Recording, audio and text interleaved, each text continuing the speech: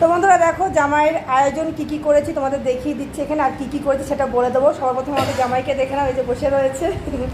তো চলো কি করেছি বলে দিচ্ছি। পোলাও, সাদা ভাত, বেগুন ভাজা, আলু ভাজা, মিষ্টি কুমড়ো ভাজা, পটল ভাজা, কাঁকরোল ভাজা, আলু ভাজা। এটা যে স্পেশাল ভাঙাচোরা শুক্তো, ঝিঙে বেগুন দিয়ে, চিংড়ি মাছ দিয়ে। এটা মোচার ঘন্ট, চিংড়ি মাছ দিয়ে। মুড়ি ঘন্টর ডাল।